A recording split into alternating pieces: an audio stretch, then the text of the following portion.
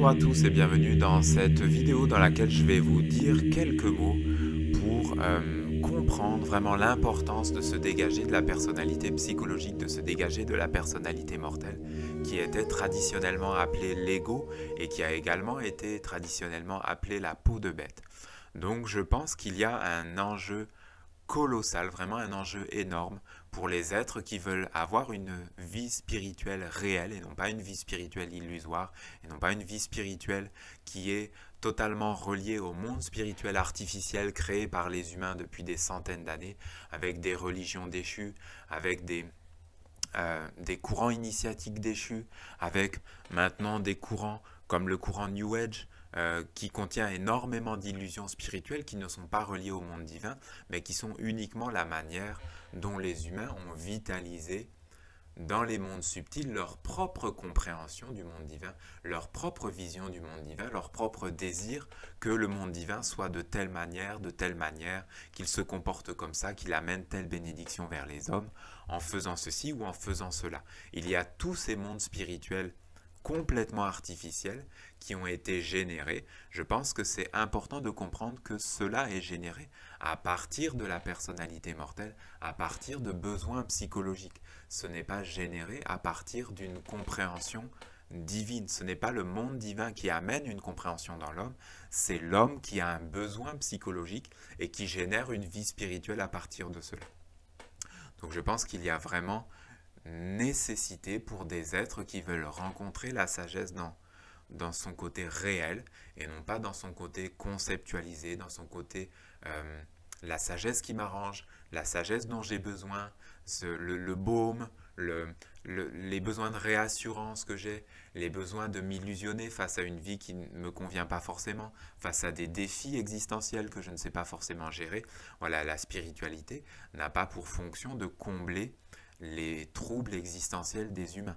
La spiritualité réelle, c'est-à-dire reliée vraiment au monde divin tel qu'il est, non pas le monde divin tel qu'il nous arrange, cette spiritualité-là doit être totalement dégagée de la personnalité mortelle.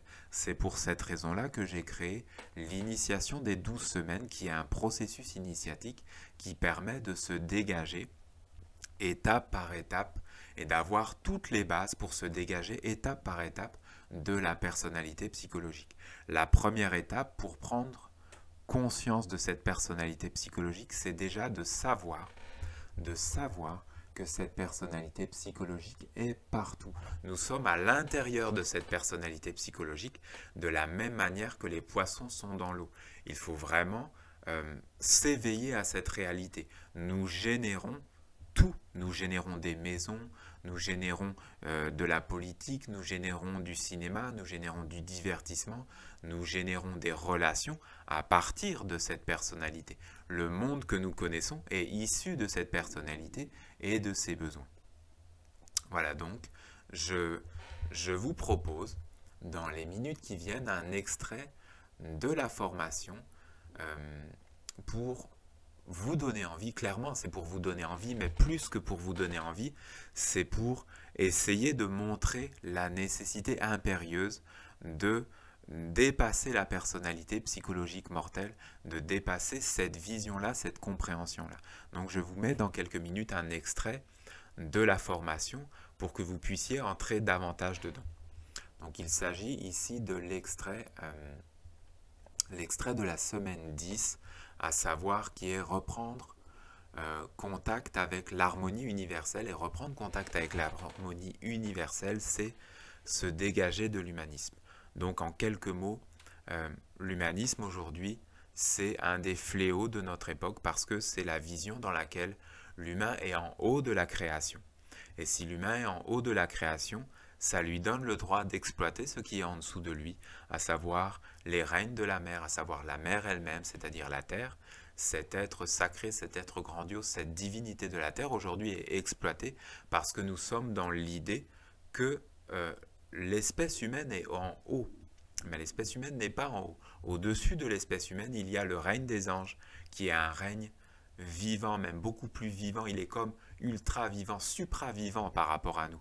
Si vous avez un jour, à travers les initiations, l'occasion de rencontrer les anges, Mais vous allez voir à quel point ils sont vivants, à quel point leur vie est intense, profonde, dense et réelle. Alors que notre vie psychologique, c'est comme une passoire. C'est comme une peau de chagrin. Notre vie psychologique, nous sommes constamment en train d'essayer de la remplir tellement elle est creuse. Donc, il y a vraiment cette nécessité de se souvenir que l'espèce humaine n'est pas le haut de la hiérarchie et qu'au-dessus de nous, il y a des intelligences comme les anges, qu'au-dessus des anges, il y a les archanges, qu'au-dessus des archanges, il y a les dieux et que tous ces mondes sont vivants, incroyablement sages, incroyablement intelligents. Les humains ont une intelligence, mais ce n'est pas la plus grande intelligence. C'est comme si moi je disais que je suis l'être le plus intelligent. Mais ce n'est pas moi qui fais tourner les planètes, ce n'est pas moi qui fait fonctionner le soleil, ce n'est pas moi qui ai créé la réalité du monde. Il y a quelque chose de plus grand.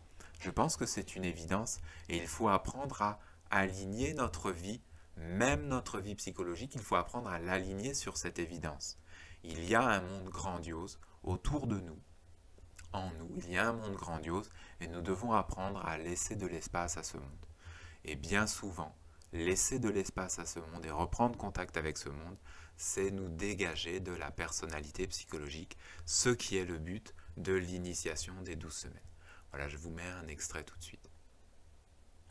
Le côté psychologique est le côté humain, le côté humaniste, avec tous les mécanismes de défense, et c'est ce côté-là qu'on cherche à mettre, à dévitaliser progressivement, à mettre dans le repos progressivement, et afin de ne plus être des humanistes, c'est-à-dire des destructeurs de l'universalité. Humanisme égale destruction de l'universalité. Je pense que c'est quelque chose qui peut tout à fait s'entendre, même si c'est profondément à contre-courant. Alors, la psychologie humaine, c'est une des idées que je voulais amener, c'est que la psychologie humaine fonctionne comme un tupperware, fonctionne comme un thermos, une bouteille thermos. Qu'est-ce que j'entends par là?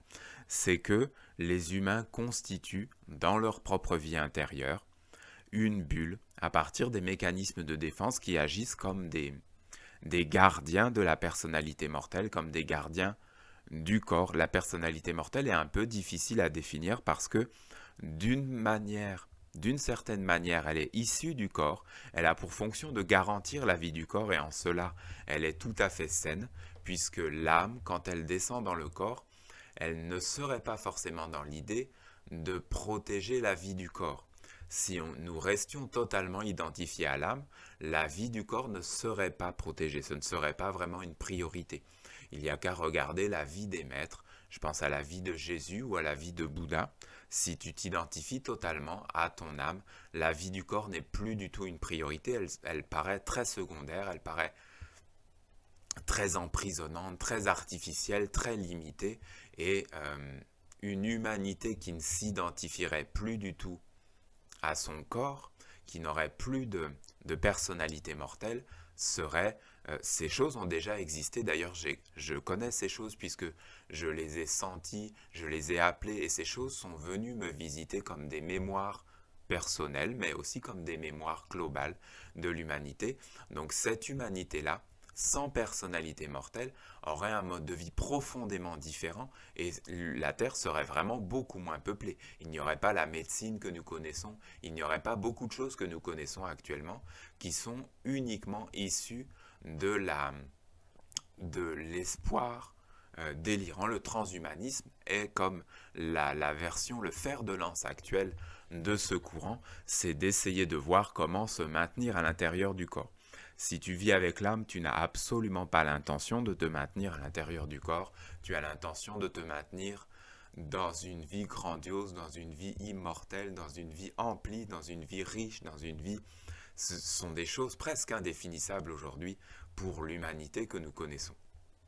Mais tu as envie d'être avec les anges, tu as envie de danser avec les anges, tu as envie que ton âme soit dans une harmonie, dans un chant, dans une féerie avec le monde supérieur des vertus angéliques. Tu n'as pas du tout envie de vivre dans le corps et puis de te greffer des trucs à n'en plus finir pour essayer de te maintenir dans quelque chose qui va s'éteindre. Personne n'aurait envie, a priori, de se maintenir dans l'extinction, dans quelque chose qui va vers la putréfaction. Tu as plutôt envie, parce que c'est le projet de l'âme, tu as plutôt envie de te poser sur le corps comme une opportunité d'évolution, puisque c'est le projet, puisque c'est ça. Le corps est une opportunité d'évolution pour l'âme, est une opportunité de faire quelque chose comme une mission, comme un travail pour élever les mondes, élever les règnes. Alors je vais revenir à cette notion, cette métaphore de la psychologie humaine, la personnalité mortelle comme un tupperware, une thermos avec des gardiens tout autour qui sont les mécanismes de défense. Et donc ces gardiens ont pour fonction de s'assurer que